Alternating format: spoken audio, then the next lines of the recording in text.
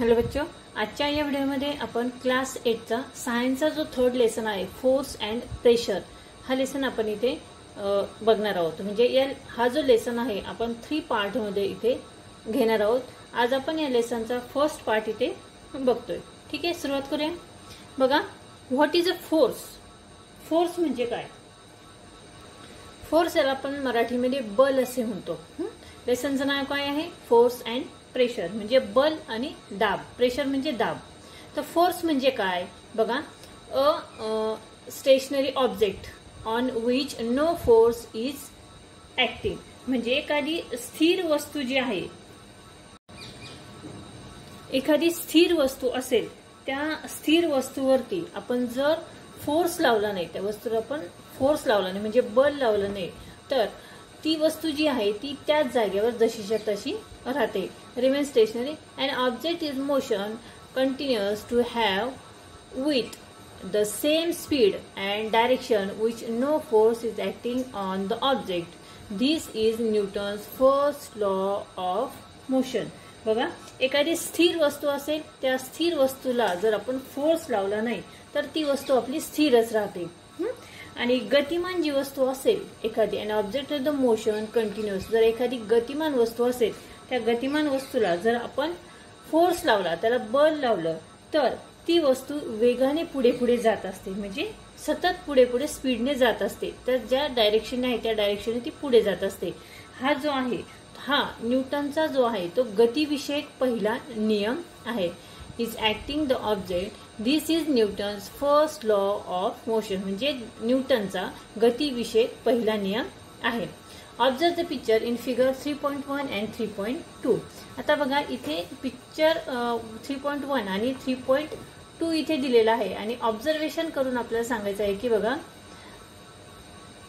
या पिक्चरमध्ये म्हणजे या चित्रामध्ये आपल्याला काय दिसतं? बघा, contact and non contact force. आता इथे जे फोर्स आपल्याला या पिक्चरमध्ये दिसत आहेत त्या फोर्समध्ये यातील काही जी फोर्स आहेत ती कॉन्टॅक्ट फोर्स आहेत आणि काही फोर्स जी आहेत ती नॉन कॉन्टॅक्ट फोर्स आहेत। मग आता कॉन्टॅक्ट फोर्स आणि नॉन कॉन्टॅक्ट फोर्स म्हणजे काय? कॉन्टॅक्ट फोर्स म्हणजे काय तर संपर्क, म्हणजे एका वस्तूचा दुसऱ्या वस्तूशी, एका घटकाचा दुसऱ्या घटकाशी असलेला संबंध, त्या दोन घटकांचा एकमेकांशी येणारा संबंध। आणि नॉन कॉन्टॅक्ट म्हणजे काय तर दोन्ही घटकांचा एकमेकांशी संबंध येत नाही तरीही बल प्रयुक्त होतं, म्हणजे फोर्स लावला जातो, त्याला नॉन कॉन्टॅक्ट फोर्स असे म्हणतात।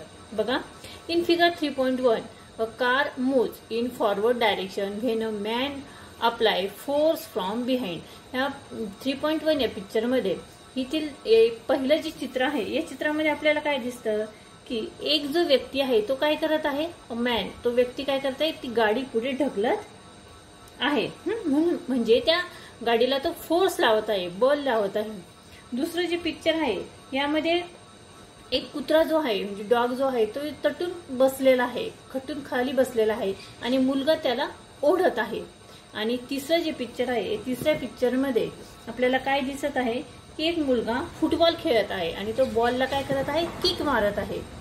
ठीक आहे, म्हणजे या तीनही चित्रामध्ये, तीनही पिक्चर मध्ये आपल्याला काय लक्षात येतं की बघा, what do you observe from this? या तिन्हीमध्ये आपण काय ऑब्झर्व केलं?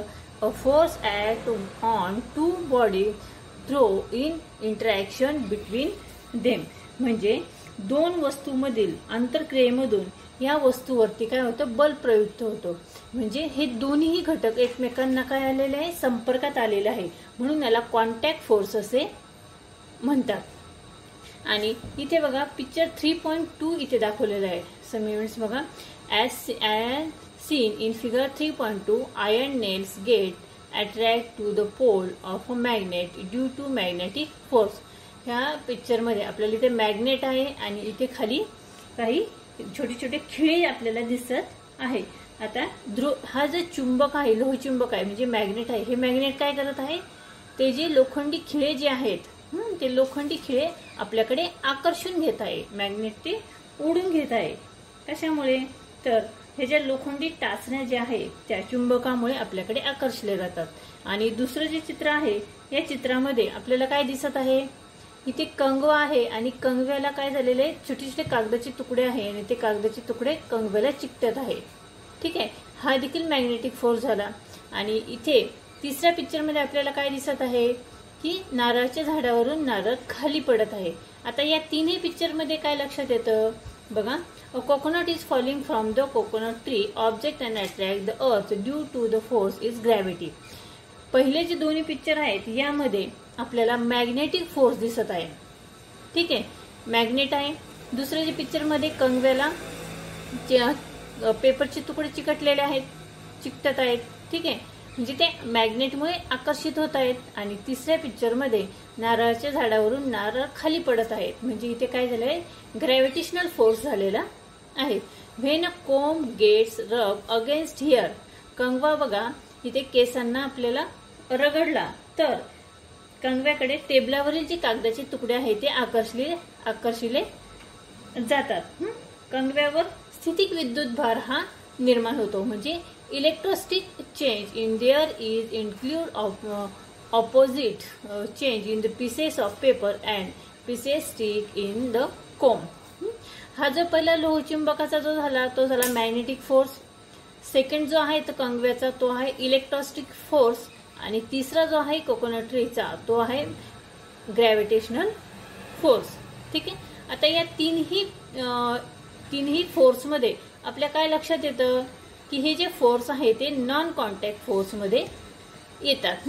बघा in figure 3.1 force is seen to the act through a direct contact in the object is one more object such as is called contact force. And 3.2 is force is applied between two objects even if two objects are not in contact. Such a force is called non-contact force.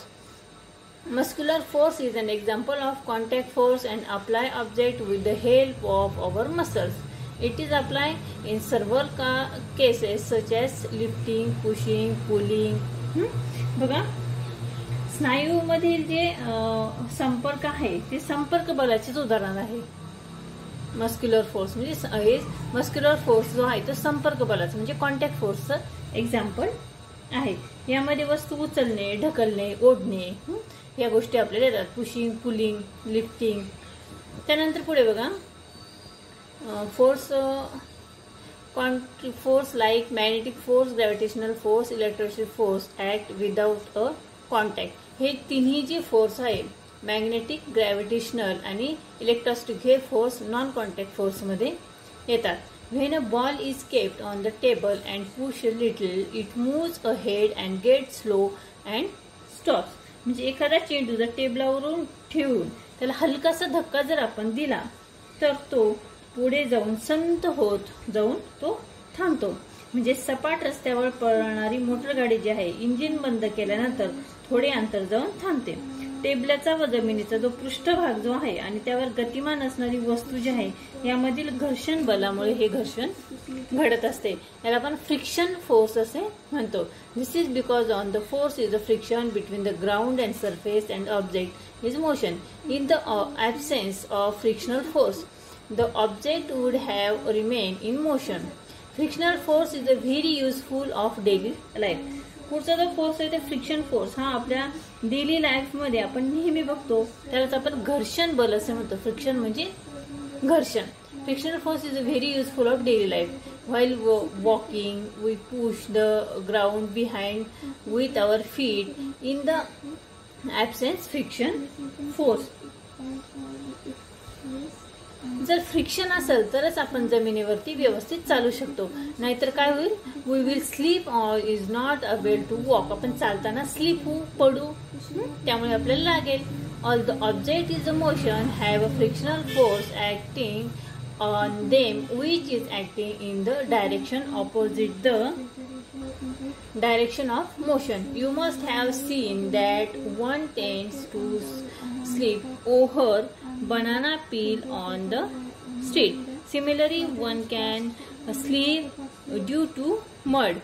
Both these examples occur due to reduced friction. Friction force चे काही ते examples दिलेले आहेत की जसे की चालताना जर घर्षण नाही झालं तर आपण केळीच्या सालीवरून म्हणजे बनाना पील्स केळीच्या सालीवरून जसं पाय घसरून आपण पडतो तसंच आपण चालताना पडू. किंवा चिखलामध्ये पाय घसरून, मड म्हणजे काय, चिखल, चिखलामध्ये पाय घसरून आपण जसं पडतो आपल्याला चालता येत नाही, म्हणजे आपलं काही घर्षण होत नाही, फ्रिक्शन होत नाही. ठीक आहे, हे झाले फ्रिक्शन फोर्सचे example. Make a list of some examples is which contact and non contact force and apply right the types of force. काय म्हटलंय की जे contact and non contact force आहे त्याचे एक्झाम्पल्स जे आहे त्याची यादी तयार करा, लिस्ट तयार करा. पुढे बघा, एक प्रयोग इथे दिलेला आहे बघा. Take 2 plastic bottles with rectangular shape. 2 प्लास्टिकच्या बॉटल घ्यायच्या आहेत, त्या रेक्टँगल शेपमध्ये आपल्याला कापायच्या आहेत.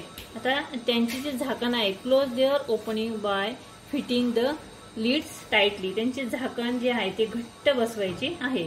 आणि हे ज्या दोन्ही बॉटल आहेत, keep 2 small bar magnet on them and fix them neatly using the sticking tape.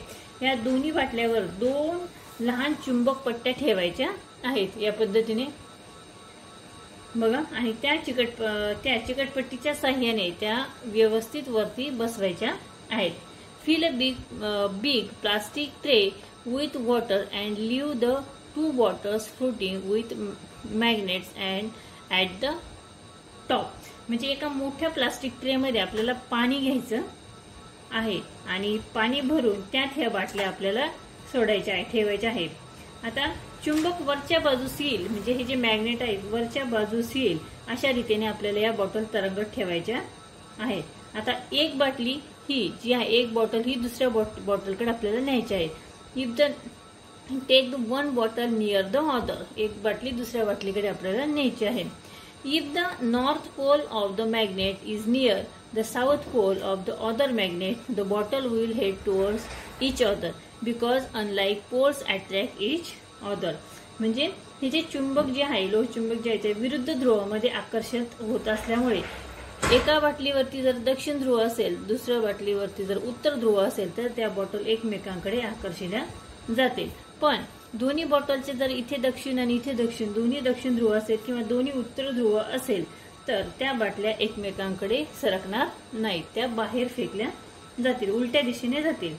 म्हणजे इथेच प्रत्यक्षच असा संपर्क येत नाहीत. म्हणजे नॉन कॉन्टॅक्ट फोर्समध्ये फोर्सचं एक्झाम्पल आहे. या बॉटलचा प्रत्यक्ष संपर्क येतो का? नाही. दोन्हीमध्ये व्यवस्थित अंतर आहे, म्हणजे यांचा प्रत्यक्ष संपर्क येत नाही, म्हणून याला नॉन कॉन्टॅक्ट फोर्स असे म्हणतात.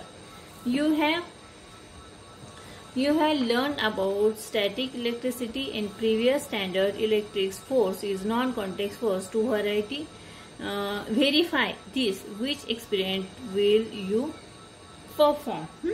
आपण स्थितिक विद्युत बल आपण हे मागच्या इयत्तेमध्ये स्टॅटिक इलेक्ट्रिसिटी आपण मागच्या इयत्तेमध्ये शिकलेलो आहोत. ही जी स्टॅटिक इलेक्ट्रिसिटी आहे हे जे नॉन कॉन्टॅक्ट असंपर्क बलाचं एक्झाम्पल आहे. आता हे सिद्ध करण्यासाठी कोणता प्रयोग कराल असं त्यांनी सांगितलेलं नाही. ठीक आहे, आजच्या व्हिडिओमध्ये आपण या लेसनचा इथपर्यंतच भाग बघणार आहोत. या लेसनचा पुढचा जो भाग आहे बॅलन्स अँड अनबॅलन्स फोर्स आणि त्याचे काही एक्झाम्पल्स आपण इथे बघणार आहोत नेक्स्ट व्हिडिओमध्ये. पुन्हा भेटूया पुढच्या व्हिडिओमध्ये. तोपर्यंत बाय बाय.